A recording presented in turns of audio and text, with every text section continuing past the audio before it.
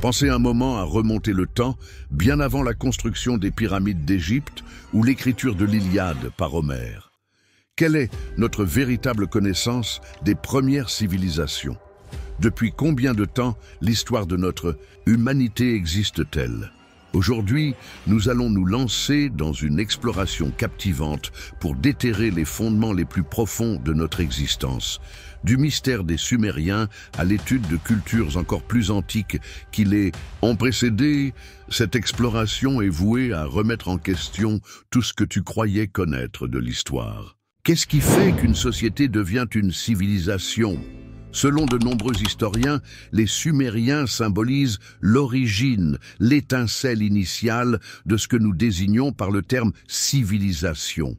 Cette culture mystérieuse a émergé approximativement 4500 ans dans le sud de la Mésopotamie, une zone riche en terre située entre les cours d'eau du Tigre et de l'Euphrate. Mais comment cette entreprise a-t-elle accompli de devenir le foyer de tant d'innovations? Néanmoins, c'est dans ce cadre que l'une des premières civilisations connues a éclos, transformant les défis en opportunités. Visualise une grande étendue de terre jalonnée de petits hameaux, où les paysans se battaient contre les éléments naturels afin de faire prospérer leur culture. C'est ici que les Sumériens ont appris à collaborer, mettant en place des systèmes d'irrigation sophistiqués qui ont métamorphosé la terre en un véritable jardin d'Éden. Cependant, ils ne se sont pas limités à survivre. Ils ont aspiré à quelque chose de plus grand. Les villages ont évolué pour devenir des villes, qui à leur tour se sont métamorphosées en pôles d'innovation et de culture. Uruk, l'une des cités les plus anciennes, s'est imposée comme le centre névralgique de son univers, abritant plus de 40 000 habitants. Leur réussite était attribuée à leur capacité d'organisation. Afin de gérer l'agriculture, les ressources et l'augmentation de leur population, les Sumériens ont mis en place une organisation sociale structurée par niveau. Ces communautés étaient dirigées par des rois, des prêtres et des marchands, veillant à ce que tout se déroule avec exactitude. Leur aptitude à s'organiser a non seulement assuré leur prospérité, mais également établi les fondements de ce qu'on désigne par le terme civilisation. Les Sumériens n'étaient pas seulement des cultivateurs astucieux, ils étaient dotés d'une vision novatrice. Ils ont compris l'importance des récits, des symboles et des coutumes. La recherche de transcendance les a incités à créer bien plus que des cités. Ils ont édifié une société dotée de valeurs, de convictions et d'aspirations qui perdureraient à travers les millénaires. Les premières cités, une conception pour dominer et prospérer, Uruk, Eridu, Lagash, des noms qui peuvent paraître distants actuellement, mais qui à leur époque incarnaient le summum de la civilisation. Chaque une de ces cités-États représentait un microcosme, une illustration à petite échelle de la manière dont les Sumériens appréhendaient le monde. Mais qu'est-ce qui conférait à ces villes leur caractère unique? Il ne s'agissait pas simplement de regroupements de maisons, c'étaient des prouesses en matière de planification et d'ambition. Nous évoquerons plus en profondeur Uruk ultérieurement, mais il est à noter qu'elle a non seulement été la première grande cité de l'humanité, mais également un exemple à suivre. Avec sa conception incluant des quartiers résidentiels, des marchés et des édifices religieux, elle incarnait une complexité sans précédent. Les Sumériens ont construit des fortifications pour se défendre contre leurs adversaires et ont mis en place des canaux afin de faciliter le déplacement et l'irrigation. Tout a été conçu pour optimiser l'efficacité et le confort de vie de ses résidents. Les temples et les palais, qui symbolisaient le pouvoir terrestre et divin, étaient situés au centre de ces cités.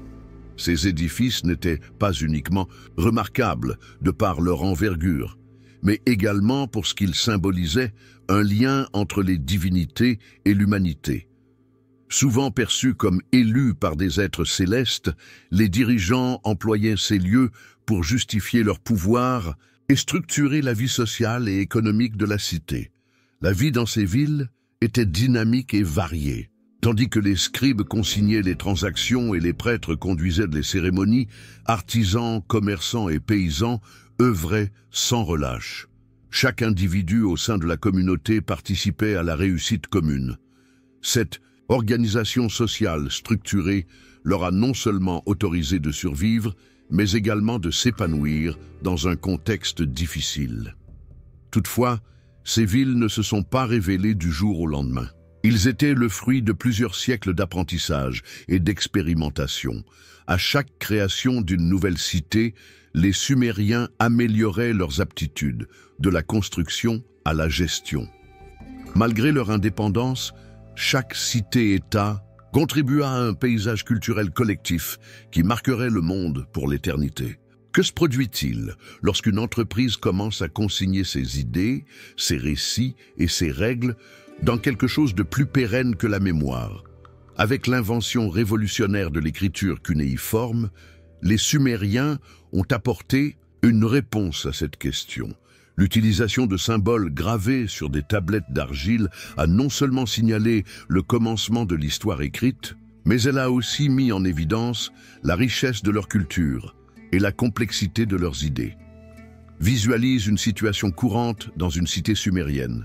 Un scribe, tenant une tablette fraîche et un roseau affûté, consigne minutieusement les comptes d'une transaction de céréales ou la liste des objets acheminés au temple.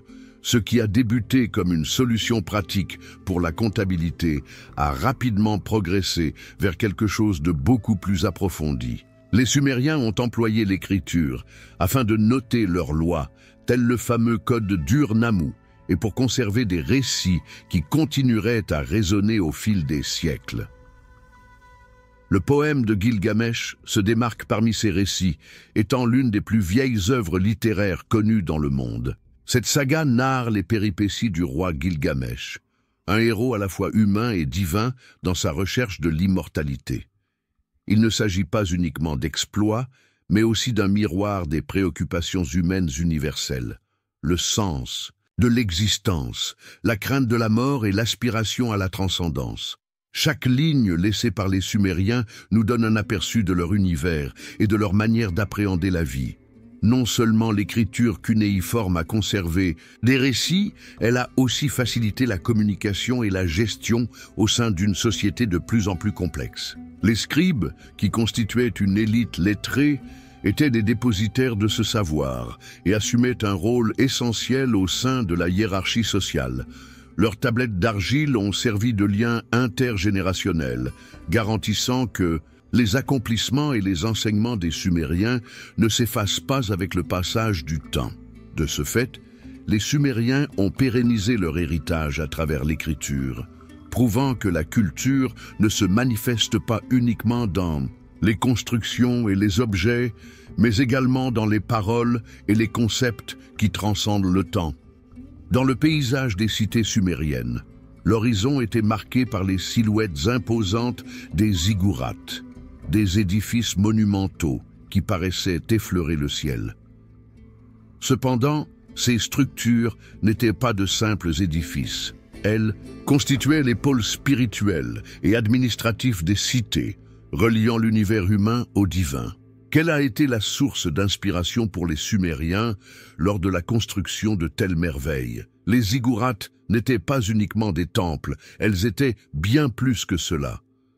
Ces édifices, dotés de vastes escaliers et de plateformes, symbolisaient la conviction des Sumériens en une hiérarchie cosmique. Selon leur conception du monde, les divinités résidaient dans les cieux, et les ziggourats étaient une tentative d'atteindre cette proximité. Chaque cité possédait son ziggurat distinct, dédié à une divinité prépondérante. Pour illustration, l'Etemenenki d'Uruk était dédié à Anu, le dieu céleste. Ces temples ne faisaient pas uniquement office de lieux de culte, ils constituaient aussi des pôles de pouvoir politique et économique. À partir de ce point, les prêtres ont dirigé des cérémonies, géré des propriétés et supervisé la répartition des ressources. Dans une civilisation où le matériel et le spirituel étaient intimement liés, les ziggourats représentaient l'harmonie entre ces deux dimensions. Toutefois, ces édifices n'étaient pas uniquement pratiques, mais également artistiques. Les murs en briques cuites, ornés de motifs religieux et de teintes éclatantes, témoignaient de l'habileté des artisans sumériens. Chaque brique narrait un récit, des légendes de création aux exploits des héros. Pour les Sumériens, leur lien avec les divinités n'était pas quelque chose d'abstrait. C'était un rapport direct et palpable. Ils étaient convaincus que les divinités avaient un impact sur tous les domaines de leur existence, de la productivité des terres jusqu'à la victoire en bataille. C'est pour cette raison que chaque ziggourate ne représentait pas uniquement un édifice de croyance, mais une garantie d'adoration perpétuelle. De ce fait, les ziggourates ont façonné non seulement le panorama physique de la Mésopotamie, mais également son panorama spirituel. Ces édifices, toujours sujets à étude et admiration de nos jours, illustrent le lien intense des Sumériens avec la divinité et leur aspiration à marquer durablement le monde.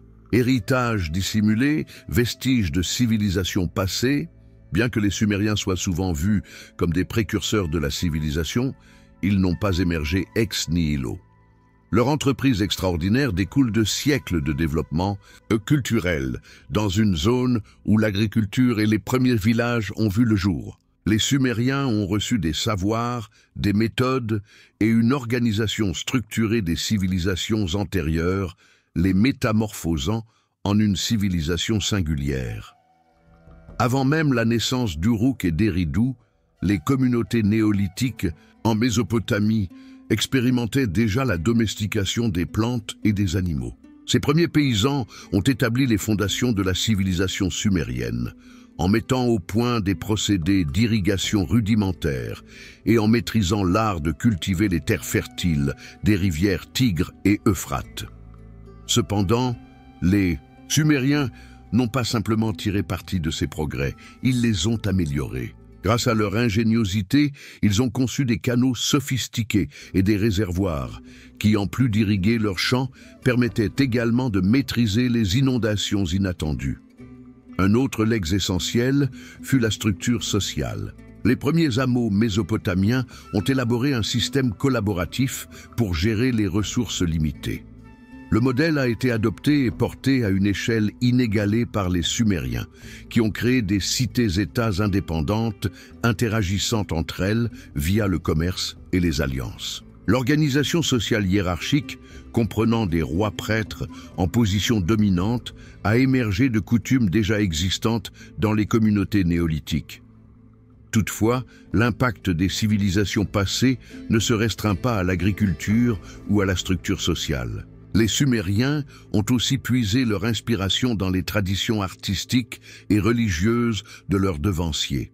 Quelques-uns des motifs décoratifs présents dans leurs temples et objets d'art illustrent des styles qui étaient déjà en vogue durant la période Oubède, une culture plus ancienne. Cependant, plutôt que de se contenter d'imiter, les Sumériens ont attribué une nouvelle interprétation à ces éléments en les ajustant à leur perspective du monde. Ce processus d'intégration et de métamorphose illustre qu'aucune civilisation ne se développe en état d'isolement. Les Sumériens ont pris les semences cultivées par d'autres civilisations et les ont cultivées jusqu'à leur floraison. Sa grandeur ne découle pas uniquement de leurs inventions, mais aussi de la façon dont ils ont exploité l'héritage de leurs prédécesseurs pour édifier une civilisation Qu'est-ce qui rend une civilisation disparue depuis des milliers d'années toujours pertinente aujourd'hui? Concernant les Sumériens, leur héritage ne se limite pas à une simple curiosité archéologique. Il constitue un socle essentiel pour l'humanité. De la rédaction à l'urbanisme, une multitude d'innovations qu'ils ont mises au point demeurent à l'origine de la structuration du monde contemporain. Par exemple, le système d'écriture cunéiforme fut le premier à permettre la consignation durable des informations. Cette évolution a révolutionné la façon dont les entreprises administrent leurs ressources et partagent leur expertise. Sans l'apport des Sumériens, l'évolution de l'écriture aurait pu s'étendre sur plusieurs siècles supplémentaires. À l'heure actuelle, chaque fois que nous employons un alphabet ou consignons des informations, nous traçons les empreintes qu'ils ont laissées derrière eux. Par ailleurs, les Sumériens ont instauré des notions fondamentales en droit et en administration. Leur code juridique, tel que celui d'Ur-Nammu, ne se contentait pas d'établir des normes, mais véhiculait aussi le concept de justice. Ce concept de la légalité a servi de référence pour les civilisations qui ont suivi, depuis Babylone jusqu'à Rome, et continue à être un fondement des systèmes juridiques contemporains. L'influence des Sumériens sur l'architecture est également incontestable. Les ziggourats qu'ils ont bâtis ont servi de source d'inspiration pour des générations d'édifices monumentaux, allant des pyramides de l'Égypte ancienne aux temples du monde maya. Leurs techniques de construction et d'urbanisme, au-delà de l'aspect esthétique, ont établi les fondements de la planification urbaine que nous persistons à appliquer dans nos cités. Cependant, son héritage le plus important pourrait être sa perception du monde. Les légendes et épopées qu'ils ont laissées, à l'instar du poème de Gilgamesh, ne se limitent pas à relater des récits d'autrefois. Elles examinent des problématiques universelles qui continuent à nous toucher aujourd'hui. Quelle est la signification d'être humain? Comment faisons-nous face à la mortalité? Ces interrogations, initialement formulées sur les tablettes sumériennes, trouvent un écho dans nos philosophies, religions et arts actuels. Malgré la disparition du monde tangible des Sumériens il y a des milliers d'années, leur influence perdure. Ils nous font comprendre que la civilisation est un projet collectif et constant, un legs que nous bâtissons sur les fondations qu'ils ont posées. Les Sumériens, au-delà d'être les précurseurs de l'histoire, demeurent une référence précieuse pour saisir notre identité et notre trajectoire. Avant que les Sumériens ne parviennent à leur apogée, Uruk se tenait déjà comme l'une des cités les plus anciennes et captivantes de l'histoire. Positionnée dans ce qui est aujourd'hui le sud de l'Irak, Uruk ne se limitait pas à être un établissement. Elle représentait un centre d'innovation et de culture florissant vers 5000 avant JC. Mais Uruk n'est pas sorti de nulle part. Ceci était la conséquence d'un processus prolongé de progression sociale et technologique, durant lequel la nécessité de collaboration et d'organisation a converti des groupes dispersés en un centre névralgique d'innovation. Dans les premiers bourgades mésopotamiennes, l'agriculture était au cœur de la vie quotidienne. Les résidents ont su maîtriser les rivières Tigre et Euphrate en édifiant des canaux d'irrigation, ce qui leur a permis de mettre en culture d'immenses surfaces de terres fertiles. Cette maîtrise de la nature a engendré des surplus agricoles, qui par la suite ont stimulé le commerce. De modestes transactions de marchandises ont donné naissance à un vaste réseau de communication entre les institutions, posant ainsi les fondations pour un projet plus ambitieux. Uruk constituait l'étape suivante de cette démarche. Ce n'était plus qu'un simple regroupement de maisons et d'étables. C'était une cité conçue, dotée de remparts, pour défendre ses résidents et de voies qui unissaient les marchés, les ateliers et les lieux de culte. Dans ce contexte, l'innovation ne se restreint pas uniquement à l'agriculture ou au commerce. Uruk s'est imposé comme le cœur de l'organisation sociale, un lieu où les leaders politiques et religieux ont commencé à collaborer pour administrer les ressources et régler les différends. Mais quel est le motif derrière l'initiative d'Uruk? Grâce à sa localisation stratégique entre les rivières Tigre et Euphrate, elle a eu accès à des axes commerciaux importants et sa communauté a encouragé la spécialisation professionnelle. Pendant que quelques-uns se dédiaient à l'agriculture, d'autres se transformaient en artisans, scribes ou prêtres. C'est ce degré de complexité organisationnelle qui a permis à Uruk de surpasser d'autres institutions de l'époque. Uruk n'a pas seulement établi la définition d'une ville. Elle a conçu un exemple que les civilisations futures seraient amenées à imiter. C'est ici que l'idée de la vie en ville, comme nous la percevons aujourd'hui, a commencé à se définir, métamorphosant cette ancienne mégapole en épicentre de la révolution urbaine. Plus que du pouvoir, la vie de tous les jours à Uruk, quelle était la vie quotidienne pour les résidents typiques d'Uruk? Même si les dirigeants, les clercs et les scribes sont souvent en première ligne dans l'histoire, l'élément moteur de cette cité était constitué par les agriculteurs, les artisans et les commerçants qui constituaient le socle de son économie. Grâce à leur travail, Uruk s'est transformé en une métropole dynamique et autonome.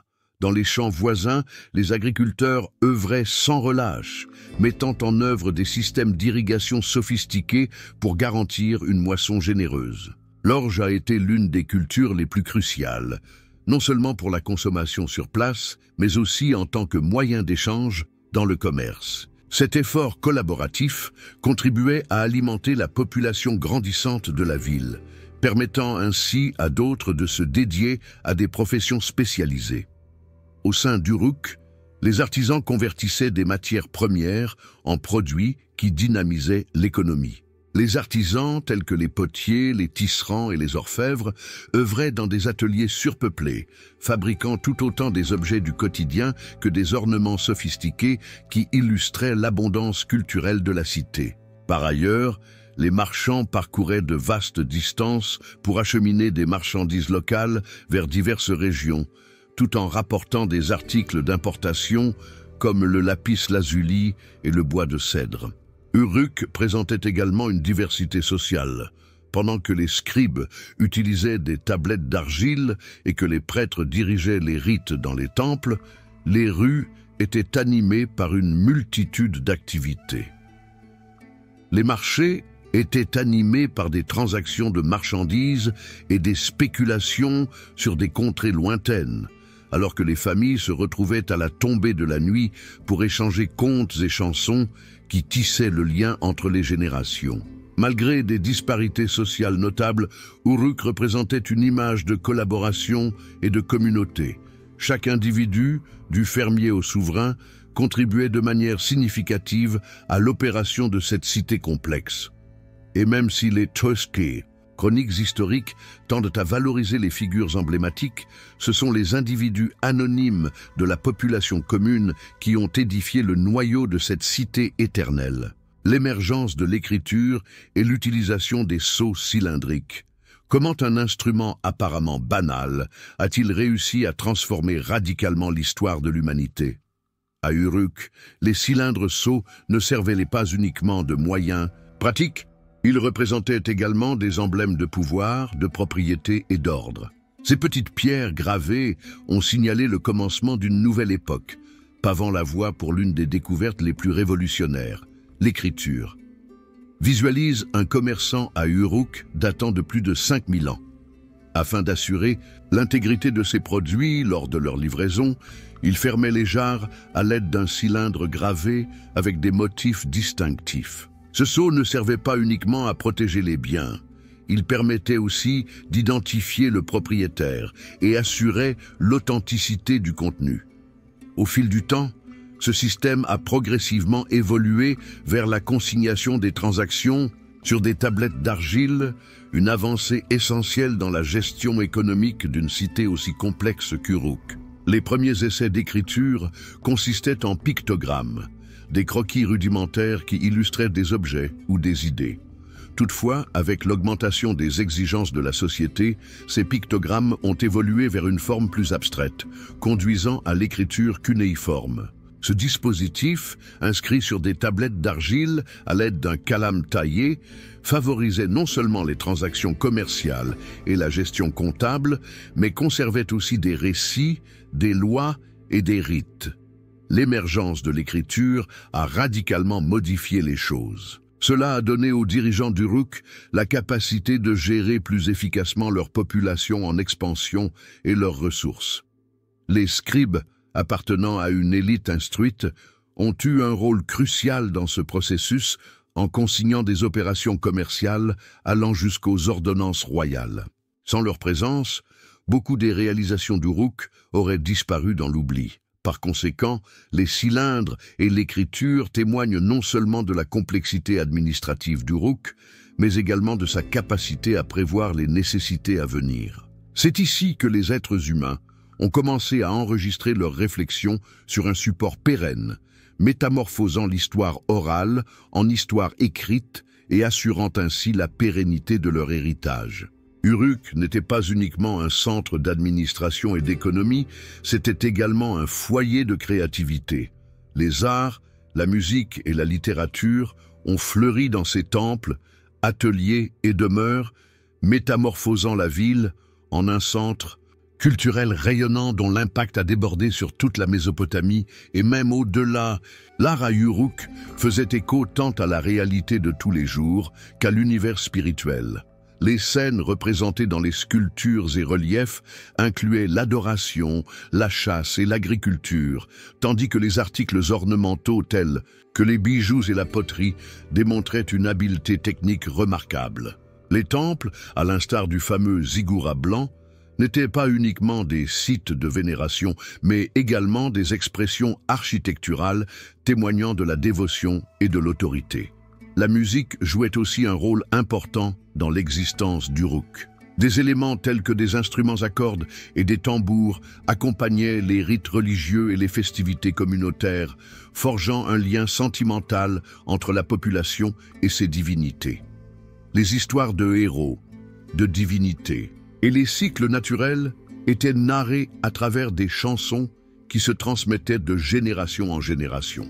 Néanmoins, il est possible que l'accomplissement culturel le plus pérenne d'Uruk soit sa littérature. C'est ici que le poème de Gilgamesh, l'un des travaux les plus anciens de l'humanité, a vu le jour. Ce récit ne se limite pas à relater les exploits d'un roi.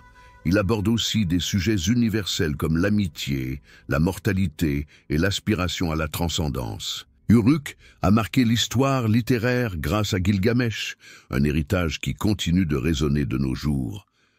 L'impact culturel d'Uruk dépassait largement ses limites géographiques.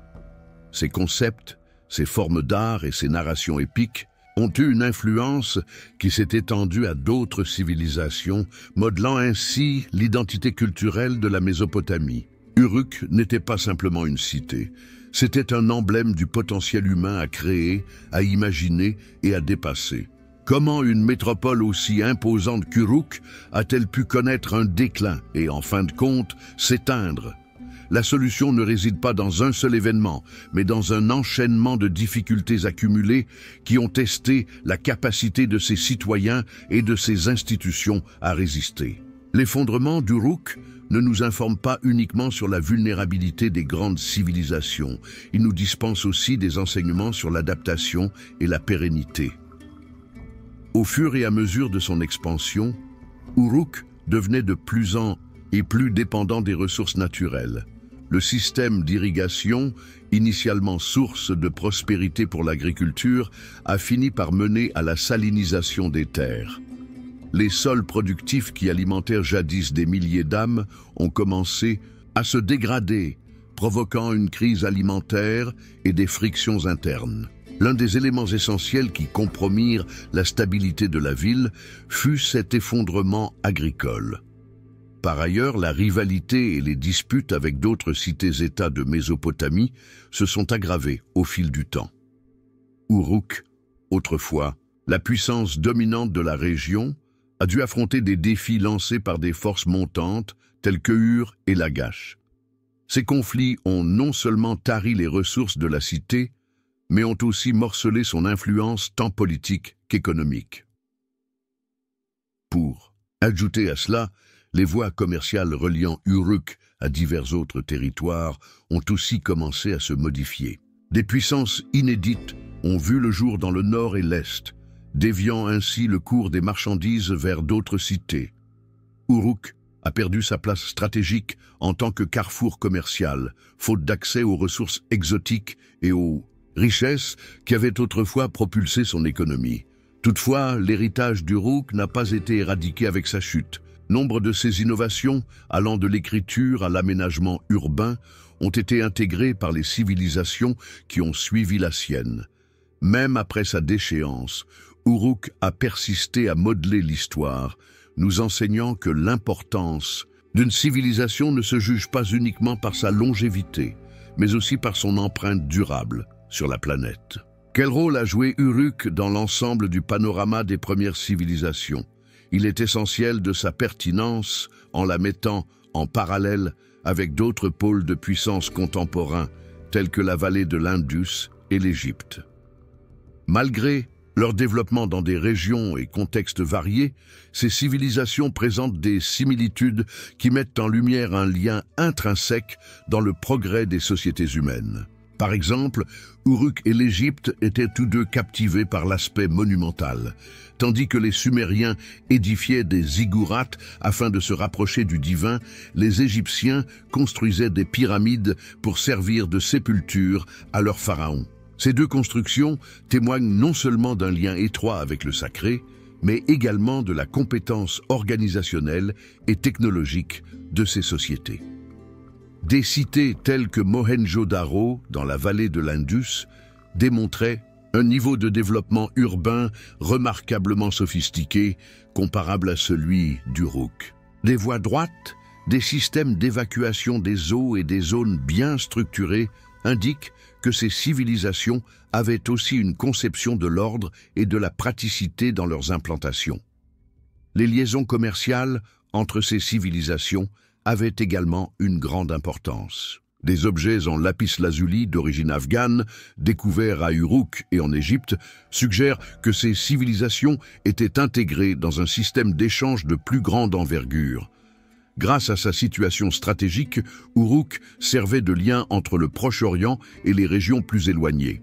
Toutefois, Uruk n'a pas uniquement été influencée. Elle a aussi diffusé ses propres influences.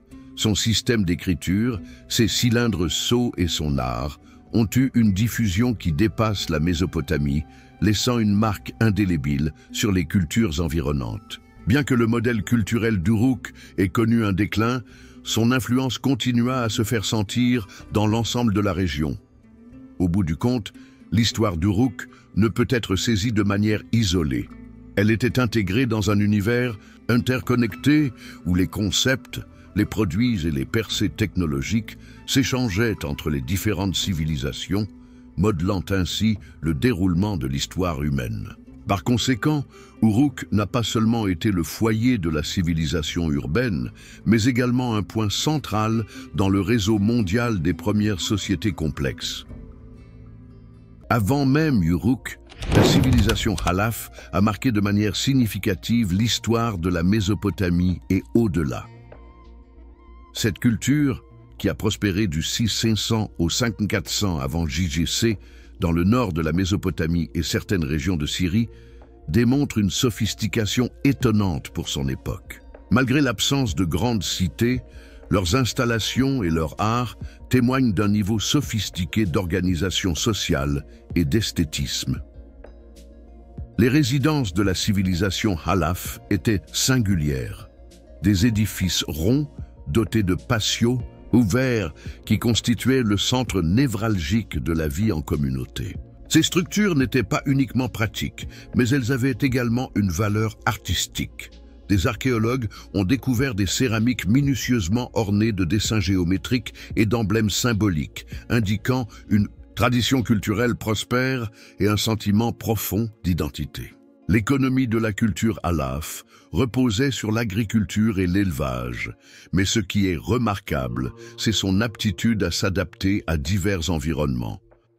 Halaf a propagé son influence sur une vaste étendue, allant des montagnes du Zagros aux plaines du fleuve Tigre, grâce à un réseau commercial qui s'étendait sur de grandes distances. Cet échange ne se limitait pas à des marchandises. Il englobait également des idées qui ont finalement influencé les cultures futures. Un élément fascinant du Halaf est sa conclusion soudaine. Des indices de feu et de dévastation sur divers lieux archéologiques indiquent que cette civilisation a peut-être confronté des affrontements violents ou des désastres naturels. Toutefois, son héritage a persisté, transmis à travers les cultures qui lui ont emboîté le pas. La culture Halaf incarne une étape déterminante entre les sociétés néolithiques et les civilisations plus élaborées qui viendraient par la suite. On ressent son influence dans les bases des sociétés urbaines mésopotamiennes. Cependant, afin de déceler le véritable commencement de notre récit, il nous faut remonter au-delà, vers des civilisations encore plus anciennes et distantes. Avant l'émergence des grandes civilisations mésopotamiennes et la construction de leurs cités imposantes, l'actuelle Turquie abritait Çatalhöyük, souvent considérée comme la première cité organisée de l'histoire. Cette colonie, qui a connu une prospérité vers 700-500 avant JC, n'était pas simplement un lieu de résidence. C'était une société qui dépeignait une perspective singulière de l'existence urbaine ancienne. La particularité de Çatalhöyük résidait dans son agencement atypique. Les habitations étaient édifiées côte à côte, sans aucune rue ou sentier discernable. Les résidents circulaient sur des toits plats et accédaient à leurs habitations via des échelles conduisant à des entrées situées en hauteur. Non, seulement ce design optimisait l'espace, mais il garantissait aussi une sécurité dans un contexte potentiellement hostile. Les habitations étaient construites en adobe et leurs intérieurs étaient ornés de fresques et de bas-reliefs illustrant des récits de chasse, de rituels et leurs liens avec le monde naturel. La vie à Çatalhöyük était fortement enracinée dans la spiritualité. L'intérieur des habitations a révélé une multitude d'autels et de représentations symboliques, indiquant que les rituels étaient un élément essentiel de la vie de tous les jours, selon les archéologues. Ces coutumes témoignent d'une société où les convictions religieuses étaient imbriquées dans la structure sociale et culturelle. L'économie de Çatalhöyük reposait sur l'agriculture et l'élevage, sans négliger le commerce. Grâce à sa position stratégique, l'échange d'obsidienne, un matériau précieux pour la fabrication d'outils et de bijoux, était facilité. Ce commerce faisait le lien entre Çatalhöyük et d'autres groupes communautaires dans la région, étendant son rayonnement au-delà de ses frontières. L'énigme de la chute de Çatalhöyük demeure non résolue. Il n'y a pas eu de destruction violente, mais il semblerait que la population l'ait progressivement délaissé au fil du temps. Toutefois, son héritage subsiste comme une preuve de la manière dont les êtres humains ont débuté à bâtir des cités et à élaborer des modes de vie communautaires qui ont posé les fondements de la civilisation.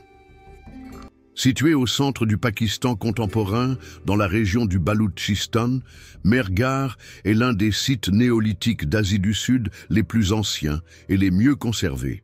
Établi autour de 7000 avant notre ère, ce site archéologique nous donne un aperçu singulier de l'époque où les êtres humains ont commencé à apprivoiser la nature et à modifier leur rapport à l'environnement. Mehrgarh est considérée comme l'une des premières sociétés agricoles de l'humanité. Les résidents faisaient pousser du blé et de l'orge, tout en apprivoisant des animaux tels que des chèvres et des moutons. La transition vers une économie centrée sur l'agriculture a constitué un moment charnière dans l'histoire de l'humanité, facilitant l'établissement de colonies durables et une complexité sociale accrue. Outre son agriculture sophistiquée, Mehrgarh est réputé pour son excellence artisanale. Des instruments en cuivre poli, de la poterie ornée et des décorations en lapis lazuli, turquoise et coquillage ont été découverts par les archéologues. Ces trouvailles démontrent non seulement une avancée technique, mais également un lien commercial avec des zones distantes, y compris la Mésopotamie. Les rituels d'enterrement de Mehrgarh donnent aussi des pistes passionnantes sur leurs convictions. Plusieurs tombes renfermaient des artefacts funéraires, comme des paniers et des instruments, ce qui laisse à penser que les résidents avaient foi en une sorte d'existence post-mortem. Ces rituels témoignent d'une société dotée d'une vie culturelle et spirituelle foisonnante. Mehrgarh a posé les fondations de la future civilisation de la vallée de l'Indus, qui deviendra l'une des cultures les plus développées de son époque. Bien qu'aujourd'hui Mehrgarh soit un site archéologique en décomposition, il témoigne toujours de l'ingéniosité humaine et illustre comment des avancées modestes dans l'agriculture et l'artisanat peuvent engendrer d'importantes transformations. Si Çatalhöyük est considéré comme la première cité, Göbekli Tepe pourrait être le premier sanctuaire connu. Ce lieu, qui se trouve dans le sud-est de la Turquie et remonte à environ 9000 avant Jésus-Christ, remet en question tout ce que l'on a appris sur les débuts de la civilisation. Avant Göbekli Tepe, on croyait que l'érection de grands édifices n'était réalisable que dans des sociétés agricoles sophistiquées. Cependant, ce sanctuaire a été érigé par des chasseurs et des cueilleurs. Göbekli Tepe est une série de structures ovales et circulaires composées de gigantesques colonnes en calcaire, dont certaines peuvent peser jusqu'à 20 tonnes. Le plus surprenant est que ces piliers sont ornés de motifs complexes d'animaux et de signes abstraits, qui pourraient bien être les premières illustrations de rites spirituels et de cérémonies communautaires. L'objectif précis de Göbekli Tepe demeure une énigme. Quelques archéologues avancent l'idée qu'il s'agissait d'un site de vénération où les communautés se rassemblaient pour effectuer des rites, alors que d'autres proposent qu'il aurait pu fonctionner comme un centre social et culturel. Ce qui est évident, c'est que sa réalisation a requis une coordination remarquable, impliquant des centaines de personnes dans la coupe, le transport et l'assemblage des colonnes. L'aspect le plus captivant est que Göbekli Tepe a été intentionnellement enseveli autour de 8000 AV. JC, une démarche qui a préservé ces structures sur une durée de milliers d'années. Cette inhumation délibérée suscite des interrogations concernant les transformations culturelles et spirituelles qui ont eu lieu durant cette période. Göbekli Tepe ne représente pas simplement un exemple de l'ingéniosité humaine, mais également une confirmation que la religion et la collaboration sociale ont joué un rôle crucial dans l'évolution des premières civilisations.